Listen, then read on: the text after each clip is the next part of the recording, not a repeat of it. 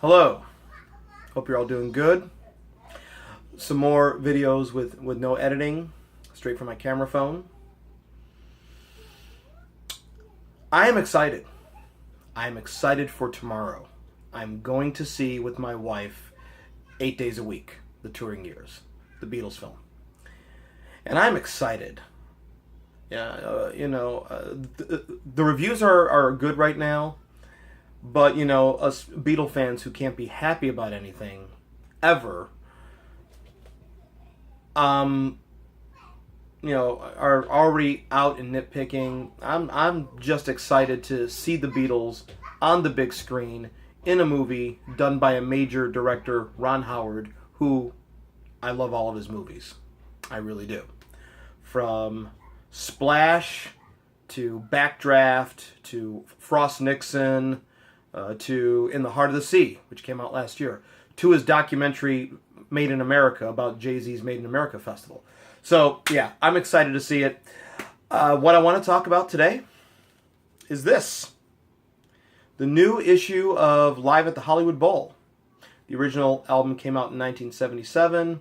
This is the new CD. There's going to be a vinyl edition of this coming out in November, so I'll probably ask for the vinyl for Christmas because I have to have both. I have to have the CD for those times when I don't want to flip an album over or in my car, or the vinyl when I just want to experience side one, intermission, side two. But what is different about this release as opposed to the 1977 edition? Now it's the same album with 4 bonus tracks. And we're going to get to all of the gripes that people have on here. And I understand them, but I'm going to talk about my view here. Yes, it's the main album is the same running order as the 1977. It's the best of the 1965 and 64 shows edited into one single performance. So it's the same album, but remixed by Giles Martin. Now, his father, George Martin, did the best that he could in 1977 with the audience noise, trying to reduce it as much as he can, because as you know, it was one continuous scream. Giles this time, he really, technology has gotten better. He really brought up the band. He really brought out the 4 Beatles, John, Paul, George, and Ringo. This release is like you're on stage with the Beatles. That's the one thing that kept coming to my mind. I'm like, I feel like I'm on stage with them. I'm on stage with them. And the audience, I'm hearing the audience out there in the distance now as one scream. But I feel like I'm on stage with them. And what this really brings out, despite the obstacles that the Beatles had with not being able to hear themselves, with having no monitors and constant screaming and constant audience tearing themselves apart. We want to talk about Beatlemania here and compare it to Bieber Fever or whatever. It's totally different. This was thousands upon thousands and thousands of people basically tearing each other apart when you really get down to think about it. And the Beatles having to cope with all that. One show in 65, they actually had monitors. Look on YouTube for the Atlanta Stadium 1965 show. The sound guy concocted an innovative sound system. They had monitors at their feet and a sound system that everybody can hear despite the screams. But here, despite those obstacles, this proves what a tight live band they were and how they had some sort of telepathic energy or whatever, that they knew if they couldn't hear each other, I wouldn't be able to tell, because it seems like one knew where the other one was going musically. So they are tight and on fire. You just have to hear the version of Things We Said Today when they kick into the chorus and McCartney does this big yeah, and the crowd even screams louder. And it seems like the Beatles are feeding off that energy. They really kick in a high gear on that chorus. And it's just balls to the walls, rock and roll on Dizzy Miss Lizzie. And I kind of like the way Ringo goes into, sort of the halftime feel at the end of Ticket to Ride live as opposed to the album. And this is a definite upgrade, in my opinion. It's a definite upgrade. Like I said, this release, you're on stage with the Beatles. Definite upgrade. Now the gripes, the 4 bonus tracks. Why couldn't they include them in the running order? Well, the idea was to basically do a reissue of the original album and not disrupt that track flow. And I get that. I totally get that. But having the 4 bonus tracks, you can't do that. Yes, I Want to Hold Your Hand. These are great. Now, I agree with Joe, Mr. Mayo, that maybe they should have flopped the closing track. Because Babies in Black is a great song, but kind of a weaker closing track for an album with the bonus tracks, and it should have been Everybody's Trying to Be My Baby, which is the way Beatles 65 in America and Beatles for Sale, the main album in England, closed. So I definitely could see that. But definite upgrade here on the sound quality and some of the other gripes. Well, why couldn't they release, you could fit both performances, 64 and 65, on one CD. Well, the thing was to choose the best performances. That's not uncommon on any live album. You know, editing the best performances of different shows. I mean, live albums are not really live albums. You know, there's always some doctoring going on somewhere. So that's not new. You could talk about what people consider one of the best live albums ever. Get Your Ya-Ya's Out by the Rolling Stones. Mick and Keith redid vocals in the studio for that album, and that was the Madison Square Garden 1969 show. And that was evident if you've owned Gimme Shelter on the Criterion DVD or Blu-ray.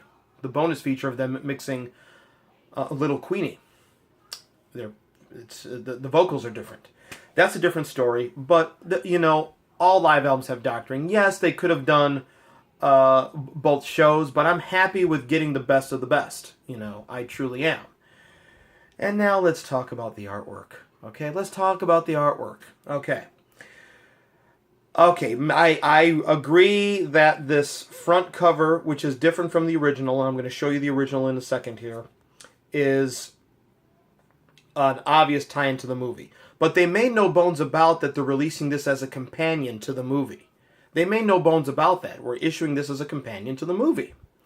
And the artwork in the CD is is very skimpy, you know, with just a few photos. Look at that newspaper clipping and that shot of the people entering the stadium. Look at that.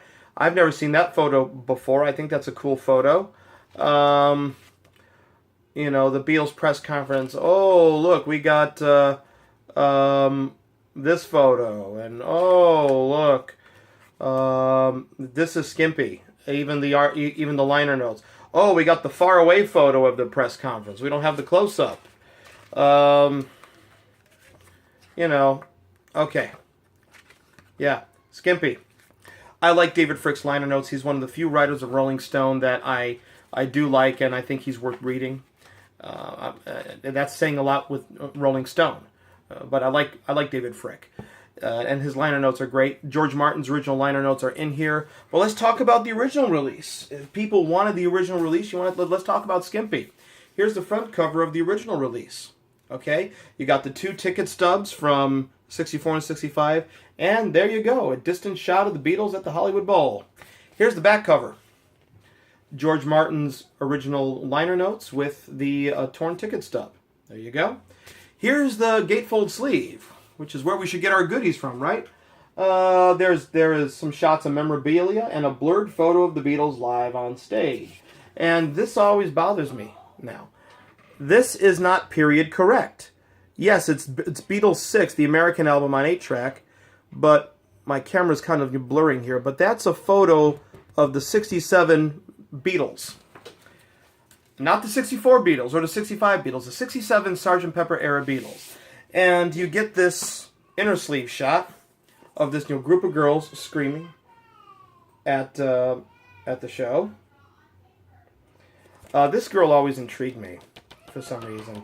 Trying to look for some reason, and then she looks confused or something. So, but that's the extent of the original artwork. So talk about skimpy artwork. That original release was pretty skimpy. You know, there was no booklet, no additional liner notes or historical notes. I think that is a definite upgrade. Is it skimpy beyond other things? Yeah, maybe, but it's a definite upgrade from that, you know. Would it be nice to have a big box set and everything? I know the bootlegs have all this and that. I'm sure it would be. But at this stage of the game, you know, I'm thankful to finally at least have this. You know, after years of begging and begging and begging, we at least have it in a quality where the sound is really good, and a definite improvement from the 1977 release. So I highly recommend this. This really does show that the Beatles were still a killer live band despite the obstacles that they had. And there were a lot of obstacles that they had, but this shows that they were a great live band. And yes, they did 20, 30-minute shows and pretty much the same set list, but man, when they were on, man. And this shows it. And so, get this, get the vinyl release or get both. Like I said, I'm probably going to ask for the vinyl for Christmas. And definitely, you know, I can't highly recommend this enough. You know, I definitely get it. There you go. And after I see the movie, I will come back with some thoughts on that. So stay tuned. And I'm going to turn the camera off